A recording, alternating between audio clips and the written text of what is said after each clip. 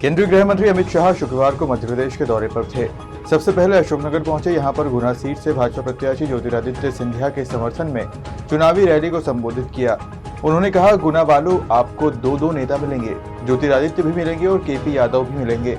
अशोकनगर के बाद अमित शाह राजगढ़ जिले के खिलचीपुर पहुंचे, जहां उन्होंने भाजपा प्रत्याशी रोडमल नागर के समर्थन में जनसभा को संबोधित करते हुए कांग्रेस प्रत्याशी दिग्विजय सिंह की परमानेंट विदाई की अपील की।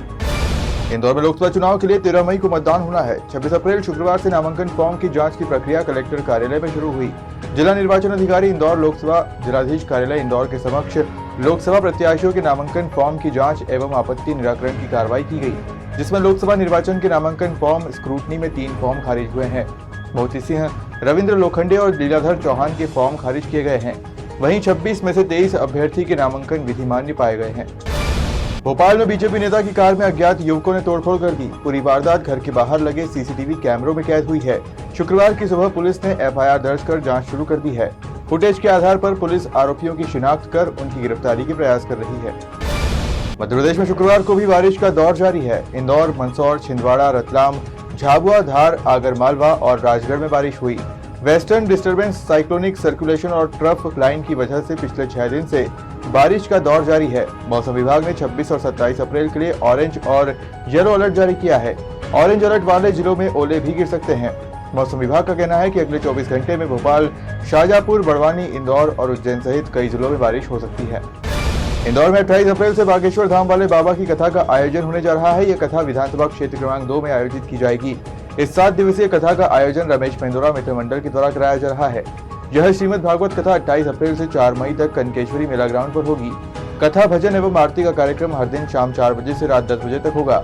आयोजन में हर दिन हजारों की संख्या में लोगों के आने की उम्मीद है।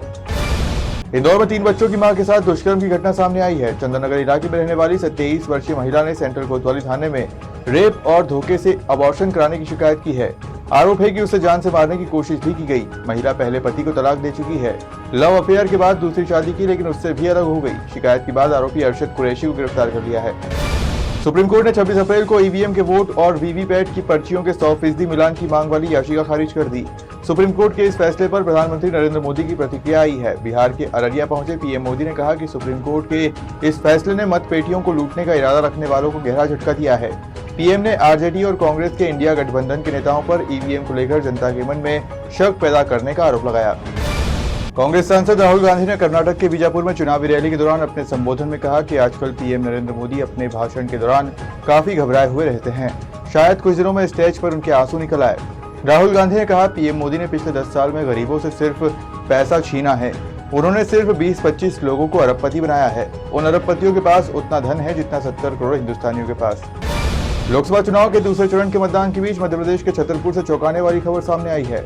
छतरपुर की बक्सवाहा तहसील के मानकी गांव के लोगों ने मतदान का बहिष्कार कर दिया। ग्रामीण बिजली, पानी और शासन की योजनाओं का लाभ न मिलने से नाराज थे, जिसके चलते पोलिंग बूथ नंबर 249 पर सन्नाटा पसरा हुआ नजर आया।